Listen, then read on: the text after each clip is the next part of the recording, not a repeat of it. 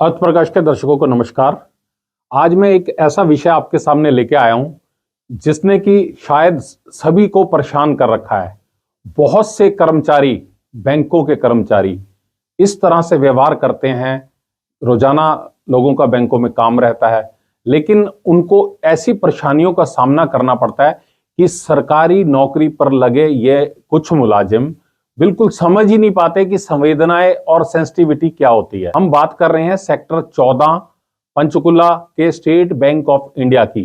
State bank of India एक ऐसे बैंकों में शुमार जिसका अपना एक नाम है, हिंदुस्तान में ही नहीं बल्कि देश भर में, दुनिया भर में। और वो नाम जो है, उसकी प्रतिष्ठा और उसके नाम को, उसकी साख को कुछ कर्मचारी इस तरह से धूमिल कर रहे हैं कि वो बैंक को अपना बैंक समझते हैं। जनता के काम आने के बजाय उन्हें परेशान, उनका मकसद है कि लोगों को परेशान किया जाए। सेक्टर 14 की पंचकुला ब्रांच में एक ऐसा ही वाकया सामने आया कुछ दिन पहले, और वो वाकया ये था कि एक बुजुर्ग जिनकी उम्र 80 साल से ऊपर है और उनकी पत्नी, उनका चेक लेके उनके पुत्र वहां पे पहुंचे और वहां पहुंच के उन्होंने वो चेक भुनाने के लिए कहा। उनकी जो असली ब्रांच है, वो असली ब्रांच अंबाला कैंट के पास एक गांव में ब्रांच है, गांव बब्याल है वहां पे। लेकिन उन्होंने उस चेक को कैश करने के बजाय उल्टा जो है सवाल किया कि हम ये यहां से जो है कैश नहीं कर सकते, उन बुजुर्गों को लेके आइए। जब उनको बताया गया कि वो बुजुर्ग जो है, उनमें से एक बुजुर्ग की हालत ऐसी है कि ब्रेन टीबी के मरीज हैं, चंडीगढ़ के गवर्नमेंट मेडिकल कॉलेज एवं अस्पताल और सीएमसी चुट्टानी मेडिकल सेंटर चंडीगढ़ में उनका इलाज चल रहा है, और उनके साथ ऐसी स्थिति है कि लकवे जैसी स्थिति बनी हुई है। वो चल फिर पाने में बिल्कुल असमर्थ हैं। पकड़कर उनको जो है 4 कदम चलाया जाता है, बाथरूम तक में जो है उनको पकड़ के ले जाया जाता है, लेकिन बावजूद उसके, उनको बताने के बाद भी उन्होंने कोई इसके ऊपर कार्रवाई नहीं करी। हालांकि इसी बैंक में पहले कई मर्तबा जो है उनका लाइफ सर्टिफिकेट भी दिया गया, और लाइफ सर्टिफिकेट के साथ साथ उनके पेमेंट कैश भी करवाई गई चेक के मार्फत। लेकिन पता नहीं क्यों यहां एक सज्जन थे, ज्ञानेश कुमार, जो काउंटर पर बैठे थे। शायद उनकी पब्लिक डीलिंग का तरीका ही बिल्कुल सही नहीं है। ऐसा तरीका जिसने कि जो है वहां खड़े जो उपभोक्ता, दूसरे बैंक के भी ग्राहक थे, उनको शर्मसार कर दिया। ऐसा वाकया सामने आया कि जब उनको कहा गया कि बुजुर्ग की पेमेंट है, ये वो आने में असमर्थ है, उनको बताया गया, उनको कहा गया कि मैं मैनेजर से जो है इस आपकी बात करवा देते हैं। मैनेजर साहब जानते हैं, उन बुजुर्गों को भी जानते हैं, उनसे मिल चुके हैं। उन्होंने बकायदा उनके साथ बड़ा तरीके से व्यवहार किया था, और जब वो पहले यहाँ पे एक मर्तबा आए थे तो उनको सोफे के ऊपर लिटा के उन्होंने सारा कुछ उनका काम करवाया था। लेकिन बावजूद इसके ज्ञानेश कुमार नाम के सज्जन ने, इस कर्मचारी ने इतनी बदतमीजी से बात करी कि वो कहने लगे कि आप मैनेजर से कहलवा दो, चाहे आप भी नहीं बोला कि तू मैनेजर से कहलवा दे या किसी और से कहलवा दे, मुझे कोई फर्क नहीं पड़ता, मैं बिल्कुल भी काम नहीं करूंगा, क्योंकि उनकी ब्रांच दूसरी है।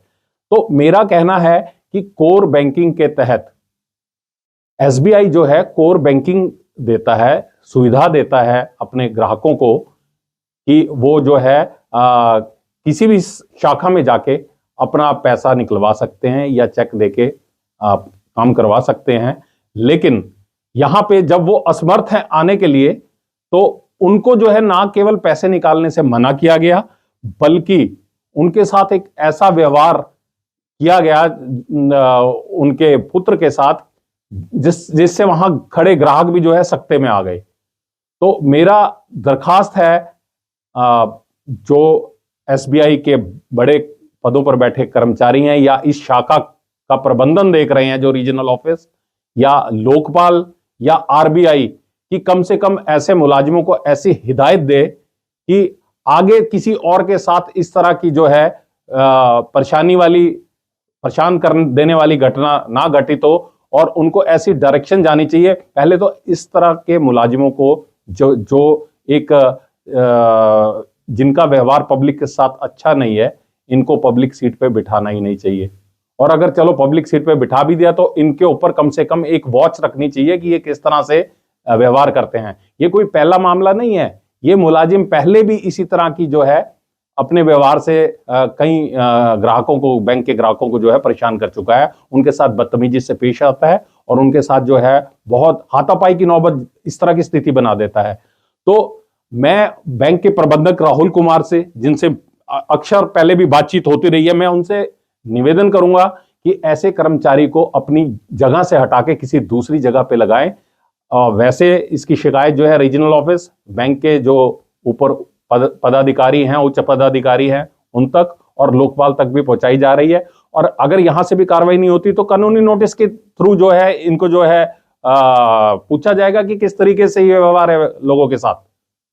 एक पब्लिक जो है आपके बैंक में आती है, आप बैंक पब्लिक के टैक्स से आप तनख्वाह लेते हो, आप लोगों के भले के लिए वहां पे बैठे हो, लोगों के काम करने के लिए बैठे हो। सरकार इतनी शानदार तरीके से काम कर रही है, केंद्र की सरकार की बैंकों को लगातार हिदायत दी जा रही है कि आप बुजुर्गों के प्रति संवेदनाएं रखिए, बुजुर्गों के प्रति सेंसिटिव रवैया अपनाइए। और अगर वो नहीं भी आ सकते तो आप जाके उनका लाइफ सर्टिफिकेट घर से लीजिए, और अगर वो नहीं भी आ सकते तो उनका जो है चेक आप जो है आपको भुनाना पड़े तो घर जाके उनको पैसे देके आइए। लेकिन यहां सेक्टर 14 पंचकुला की ब्रांच में जो व्यवहार देखने को मिला वो अपने आप में एक जो है सवाल खड़ा कर रहा है स्टेट बैंक ऑफ इंडिया की कार्यप्रणाली पे। स्टेट बैंक ऑफ इंडिया के सारे कर्मचारी इस तरह के नहीं है। मैं आपको बता दूं, एक बैंक लोन भी हमारा जो है बिटिया का बैंक एजुकेशन लोन जो है चल रहा है, इतने संवेदना से और इतने तरीके से पेश आते हैं और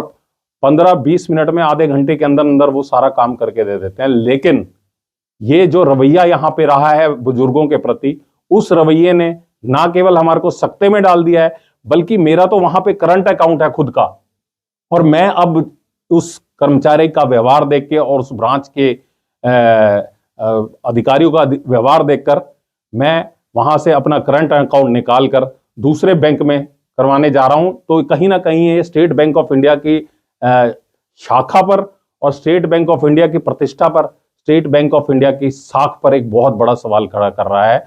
मेरा निवेदन है कि लोगों को, ग्राहकों को, जो आपके ग्राहक है वो आपके लिए भगवान है, आप उन्हीं के सिर के ऊपर जो है अपनी तनख्वाह ले रहे हो, तो कम से कम उनके प्रति एक रवैया सही तरीके से अपनाइए। मैं निवेदन करता हूं, उनके साथ मारपीट का रवैया नहीं, उनके साथ एक सहयोग का रवैया अपनाइए, ताकि लोग जो हैं आपके बैंक की तारीफ करें, उसकी साख को बट्टा ना लगे, उसकी साख जो है, उसकी प्रतिष्ठा जो है एज इट इज बनी रहे, जैसी कि आज के समय में है। धन्यवाद। साजन शर्मा,